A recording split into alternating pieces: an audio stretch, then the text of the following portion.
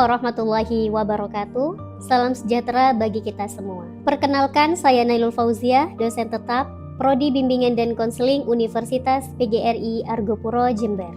Video ini dibuat untuk memenuhi salah satu persyaratan sertifikasi dosen pada dokumen pernyataan diri dosen dalam Unjuk Kerja Tridharma Perguruan Tinggi. Pada kesempatan kali ini, saya akan menampilkan video pengajaran pada mata kuliah Bimbingan dan Konseling Perkembangan yang merupakan salah satu dari mata kuliah bidang keahlian saya. Dengan kode mata kuliah B014 dengan bobot 2 SKS, mata kuliah ini diberikan kepada mahasiswa sebagai salah satu mata kuliah wajib di semester 2. Mata kuliah ini membahas tentang paradigma bimbingan dan konseling komprehensif, landasan keilmuan bimbingan dan konseling komprehensif, elemen bimbingan dan konseling komprehensif, serta langkah-langkah untuk menyusun program bimbingan konseling komprehensif di sekolah. Dirancang dengan kurikulum Outcome Based Education atau OBE dengan CPL yang dibebankan sebagai berikut. CPL 4, mahasiswa mampu menganalisis konsep teoritis bimbingan dan konseling sebagai dasar berpikir kritis, serta CPL 6, mahasiswa mampu membangun pemikiran logis, kritis, sistematis, dan inovatif dalam konteks pengembangan atau implementasi ilmu pengetahuan bimbingan dan konseling. Dari 2 CPL terdapat 3 CPMK yang dibebankan pada mata kuliah bimbingan dan konseling perkembangan. CPMK 1 mendeskripsikan konsep teoritis bimbingan dan konseling perkembangan. CPMK 2 menganalisis elemen bimbingan dan konseling komprehensif. CPMK 3 membuat program bimbingan dan konseling komprehensif. Mata kuliah bimbingan dan konseling perkembangan didesain dengan 16 kali pertemuan dengan rincian pertemuan 1 sampai pertemuan 7 adalah tatap muka. Pertemuan ke-8 merupakan ujian tengah semester atau UTS, dilanjutkan pertemuan 9 sampai 15 adalah tatap muka, dan pertemuan 16 ujian akhir semester atau UAS. Perkuliahan dilaksanakan dengan blended learning dengan maksimal 20% daring menggunakan Edlink ataupun Zoom meeting, serta 80% secara luring. Metode pembelajaran dalam mata kuliah ini menggunakan ceramah interaktif, studi kasus, diskusi kelompok, presentasi mahasiswa, serta problem-based learning. Asesmen dalam mata kuliah ini menggunakan asesmen formatif dan asesmen sumatif. Asesmen formatif merupakan penilaian selama proses pembelajaran melalui kuis interaktif, tugas individu dan tugas kelompok, serta penilaian sikap selama dalam proses pembelajaran. Serta asesmen sumatif meliputi UTS dan UAS. Berikut akan disajikan video proses pembelajaran pada mata kuliah Bimbingan dan Konseling Perkembangan di pertemuan ke-6.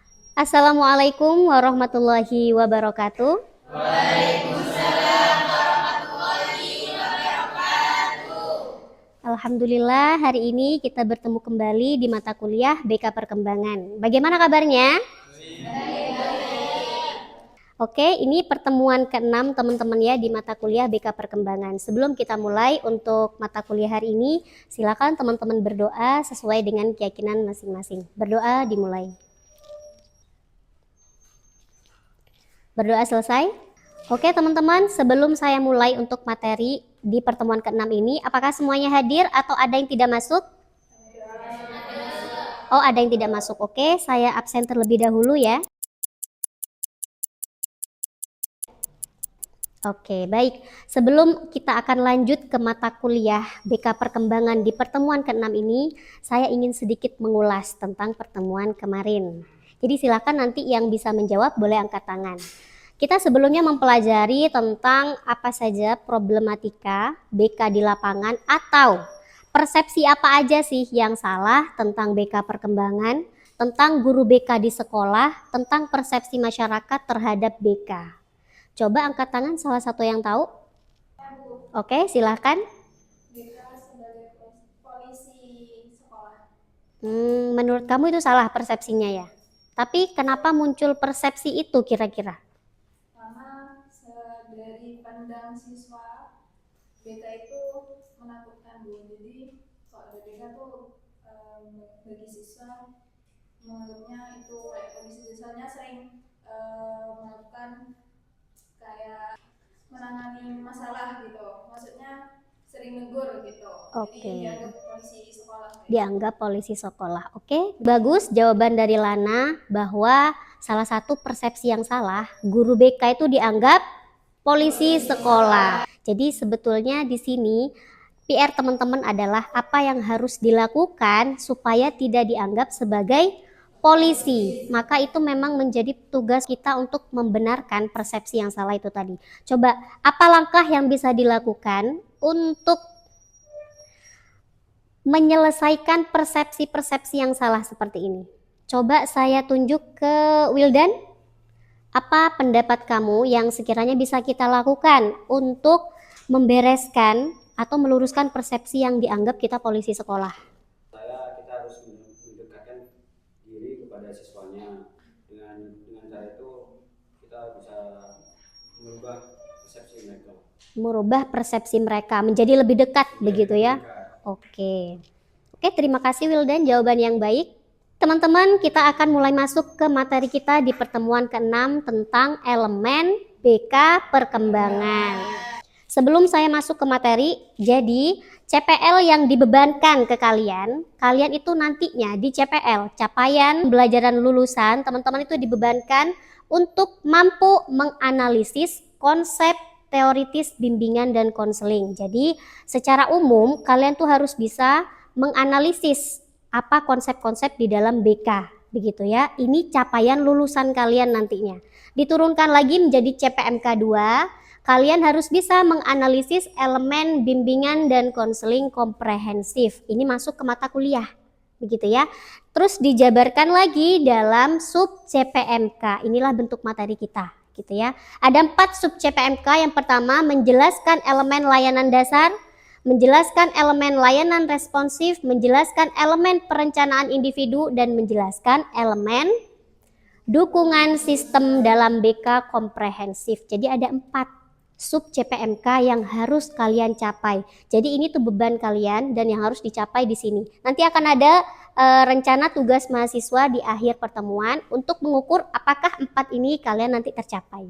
Begitu ya? Oke, baik. Kita akan lanjut ke materi. Ada 4 elemen BK perkembangan. Yang pertama ada komponen layanan dasar. Yang kedua layanan responsif. Yang ketiga perencanaan individual. Yang keempat dukungan sistem. Dari kesemua layanan ini yang wajib ada di dalam BK perkembangan, di dalam layanan BK kalian di sekolah. Jadi kalau ini patah satu dari 4-nya ini, maka teman-teman akan kehilangan ruh dari BK perkembangan, begitu ya. Oke, di layanan dasar, layanan pemberian bantuan kepada seluruh konseli melalui kegiatan penyiapan pengalaman terstruktur secara klasikal ataupun kelompok yang disajikan secara sistematis dalam rangka mengembangkan perilaku jangka panjang.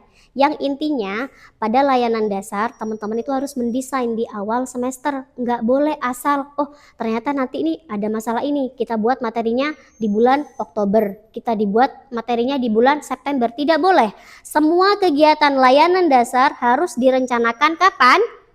Awal semester, setelah melakukan need assessment atau asesmen kebutuhan, gitu ya. Jadi semua layanan ini harus banget ada dan direncanakan dari awal semester, yang kemudian masuk ke dalam yang namanya program BK, gitu ya. Apa aja Bu Nailul untuk layanan-layanan dasar? Nah, bentuk dari layanan dasar salah satunya bisa dibaca yang paling ujung apa namanya? Dari gambar ini saya tunjuk, coba mungkin untuk bisa menjelaskan apa itu bimbingan klasikal. Fresti? Bimbingan klasikal itu yang kayak mencakup atau seperti mengajar juga ya guru mata pelajaran lainnya.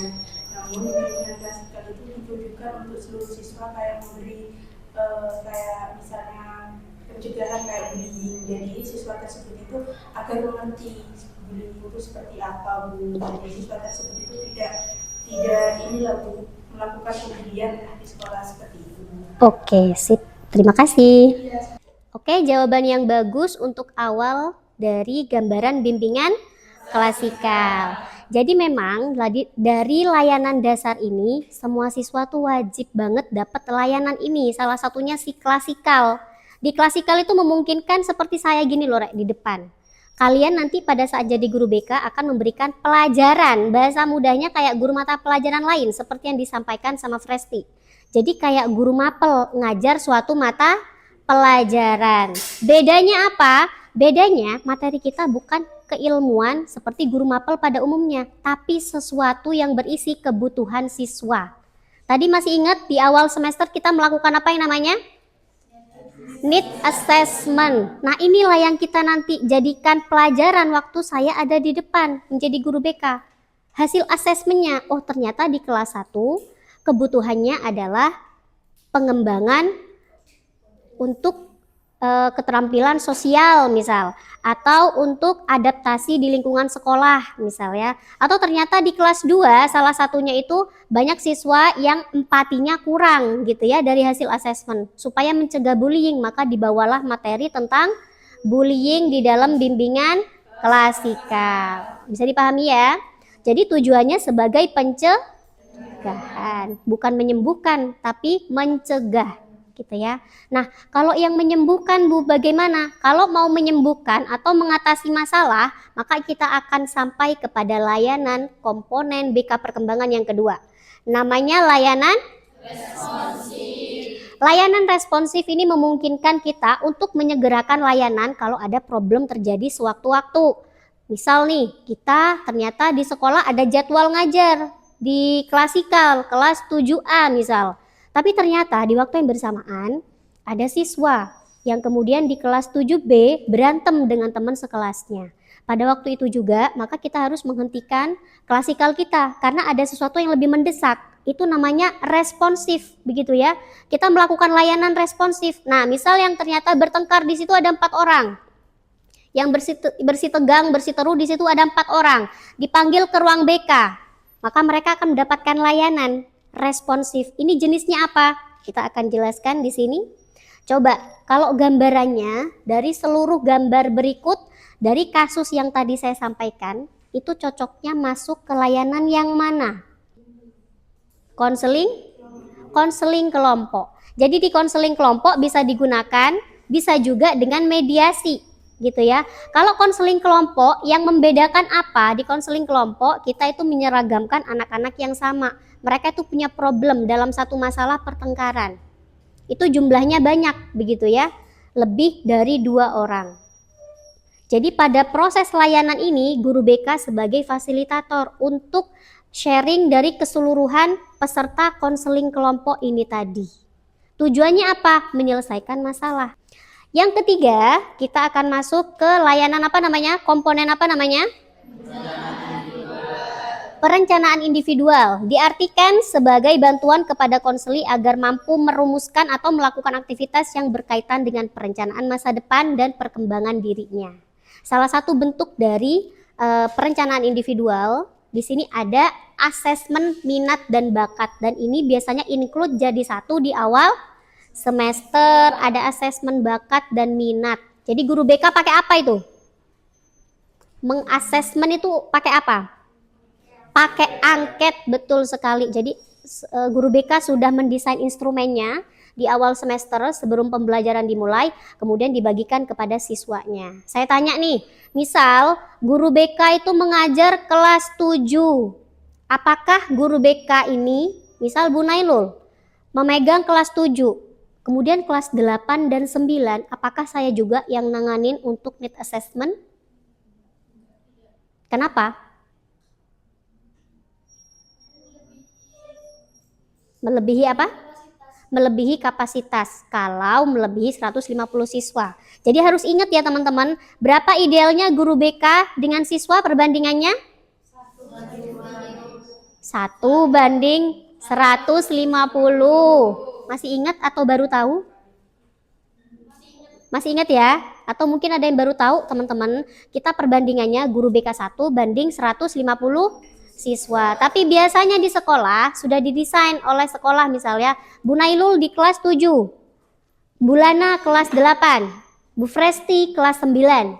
Maka kalau saya pegang kelas 7, angketnya cuma saya bagikan ke kelas 7. Tidak boleh saya juga bagikan ke angket kelas 8 dan kelas 9. Selain itu di luar kapasitas saya dari jumlah siswanya. Kedua, angketnya juga Beda. Tiap tingkatan itu punya karakteristik masing-masing. Bisa dipahami?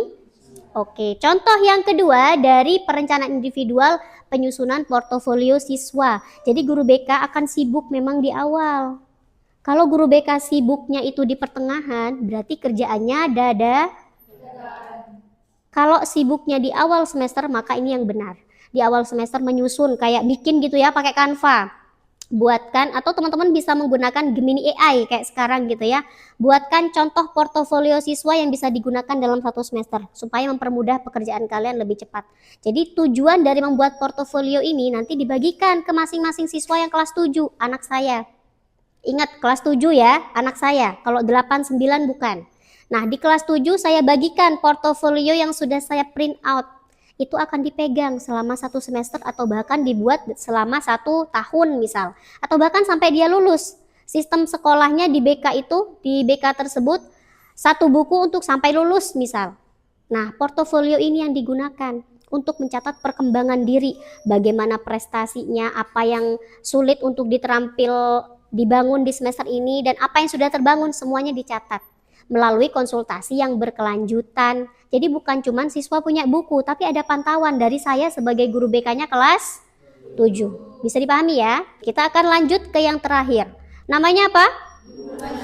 Dukungan sistem. Di dukungan sistem ini berbicara soal manajerial BK di sekolah tersebut. Bagaimana kualitas guru BK di sana, bagaimana instrumen dan data-data administrasi yang dimiliki oleh BK di sekolah tersebut. Ini dibahas di dalam dukungan sistem. Bentuk di dalam dukungan sistemnya seperti apa? 1.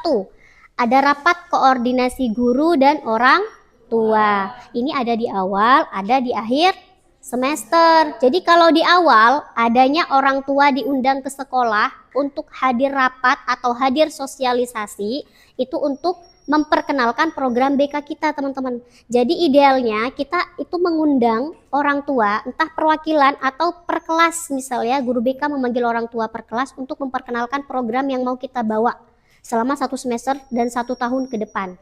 Kalau orang tua ini tidak hadir, maka bisa jadi kolaborasi kalian itu tidak berjalan dengan orang tua. Orang tua tahu-tahu, kok bisa anak saya dipanggil, kok bisa anak saya terkena sanksi ini, padahal perilakunya yang dilanggar hanya ini, misal aturan yang dilanggar. Maka bisa jadi orang tua ini kekurangan informasi, teman-teman, gitu ya.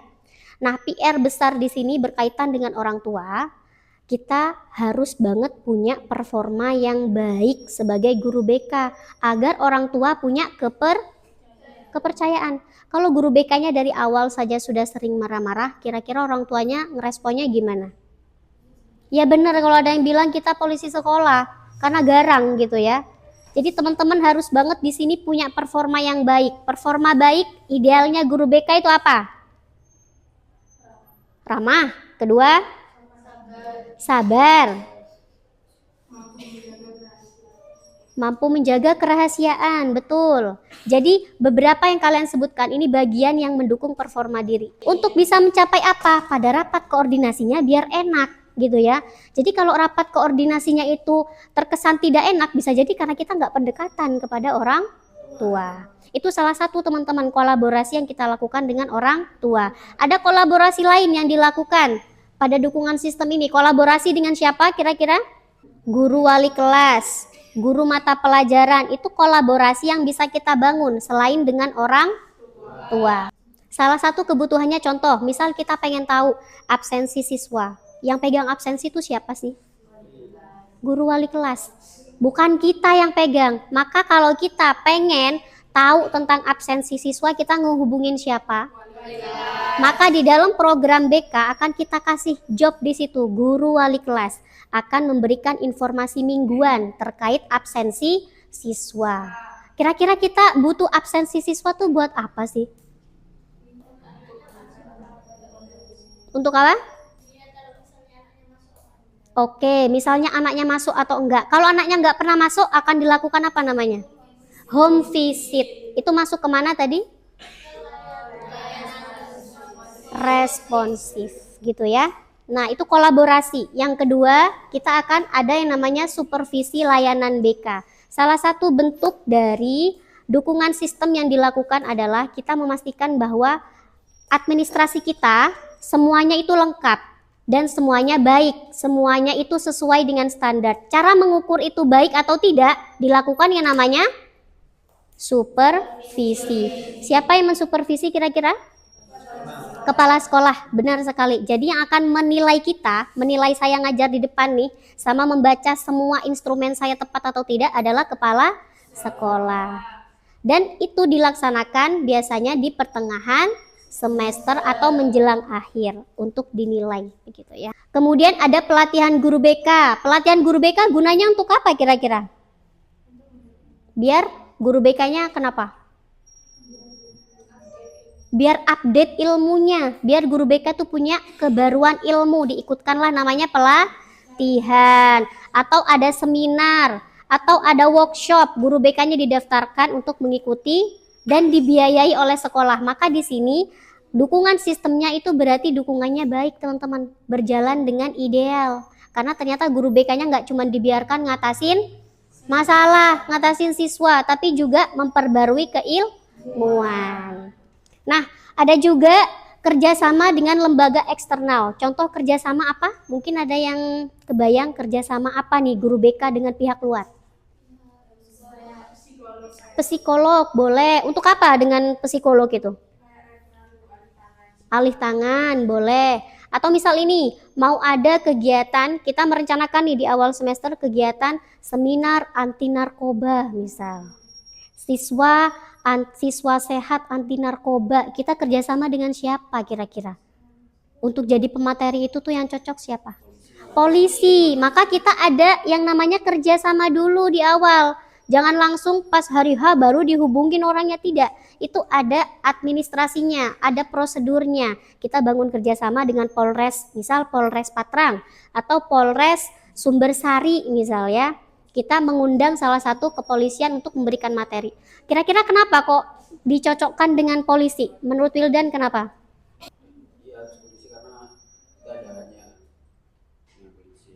Yang paham tentang materi yang mau dibawakan di dalam seminar itu tadi gitu ya. Jadi memang materi apa yang kalian bawa, orang yang diundang harusnya memang yang kompeten, yang paham. Bisa dipahami? Oke, sekarang saya akan rangkum dari 4 komponen BK perkembangan. Yang pertama apa namanya? Kedua, oke, dukungan sistem. Dari keempat ini ada yang dibingungkan teman-teman? Tidak ada? Oke. Jadi pada layanan dasar, ini layanan yang wajib diterima oleh siapa? Seluruh siswa. Oke. Untuk yang kedua, layanan responsif diterima oleh siapa? Siswa tertentu, siswa yang membutuhkan. Untuk yang ketiga, perencanaan individual ini berkaitan dengan apa yang harus direncanakan siswa berkaitan dengan masa depan dan karir. Terakhir, di dukungan sistem itu membahas apa? Manajemen BK, kemudian pengembangan guru BK, serta kerja atau kolaborasi. Sampai sini ada yang ditanyakan? Ya, silakan.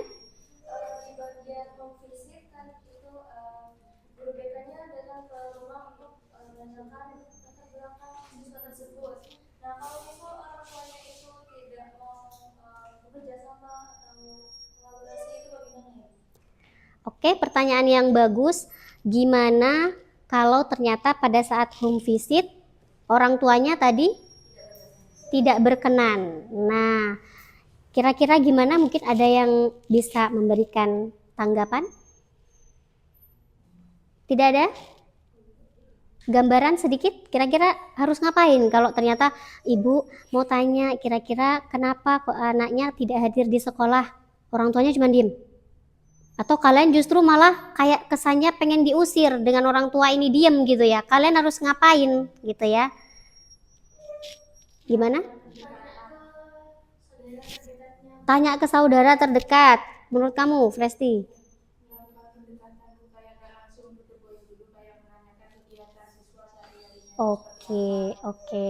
Oke, boleh jawabannya.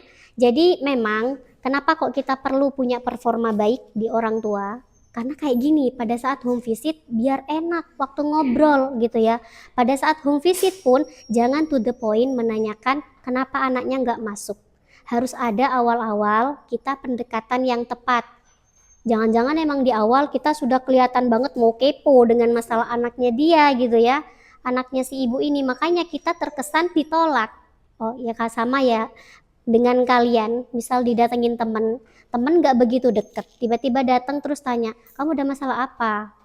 Kira-kira kita bakal langsung jujur nggak? Tidak. Maka PR-nya kembali ke tadi, seberapa kita sudah membangun performa baik selama kita di sekolah. Sehingga anaknya tahu kita memang bisa dipercaya, guru BK-nya ramah, sabar, pun orang tua juga dengar dan melihat bahwa performa kita baik. Tapi kalau kejadiannya memang orang tua ini nggak pernah hadir, Bu, nggak pernah tahu tentang saya, karena nggak pernah datang waktu rapat orang tua misal, maka kita tidak harus dituntut sekali itu datang ke sana. Kita tidak juga dituntut menyelesaikan masalah dalam sekali home visit. Kita sudah, Bu, saya sudah ramah pada saat menyampaikan, pertanyaannya pun sudah berawal dari pendekatan, tapi tidak lolos, nggak apa-apa. Itu teman-teman tidak akan sendirian, maka ini akan disampaikan kepada wali kelas, kepada juga tim BK, kira-kira apa yang bisa dilakukan kalau kondisinya seperti itu. Jadi yang bikin kita berat biasanya sebagai guru BK, karena semuanya dipikirin sendiri, padahal kita punya yang namanya kolaborasi. Bisa jadi orang tuanya ternyata lebih dekat dengan orang tuanya temennya, misal temennya siswa, maka kita bisa minta bantuan dengan cara berkolaborasi dengan orang tua lain untuk mendapatkan informasi. Bisa dipahami? Cukup menjawab ya? Oke, terima kasih untuk pertanyaannya. Terima kasih untuk teman-teman yang sudah berpartisipasi tadi berkaitan dengan pertanyaan, tanggapan, dan menjawab ketika saya memberikan pertanyaan dan kalian memberikan umpan balik. Saya mengucapkan terima kasih untuk pertemuan hari ini. Kita cukupkan materinya, tapi sebelum pulang saya mau ngasih oleh-oleh ke kalian. Ya, ini adalah RTM yang harus dikerjakan oleh kalian.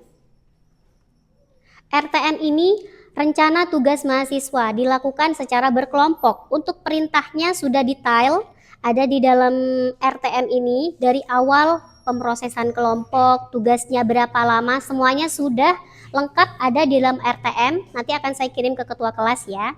Jadi ini untuk mengukur pemahaman kalian di mata kuliah BK Perkembangan pertemuan ke-6. Apa saja elemen-elemen yang teman-teman di situ bisa pahamin nanti bisa terjawab di dalam RTM ini. Begitu ya? Untuk tanggal maksimalnya pun sudah ada di dalam sini kapan pengumpulannya plus bobotnya berapa sebagai penunjang nilai akhir kalian juga tertera di sini. Bisa dipahami ya? Baik, terima kasih untuk hari ini. Silahkan teman-teman mulai membentuk kelompok sepulang dari kelas ini. Saya mengucapkan terima kasih. Untuk minggu depan akan ada presentasi kelompok sesuai dengan tugas masing-masing. Gitu ya? Kita bertemu minggu depan, semoga semuanya senantiasa sehat. Saya akhiri, wassalamualaikum warahmatullahi wabarakatuh. Waalaikumsalam warahmatullahi wabarakatuh. Bisa meninggalkan kelas.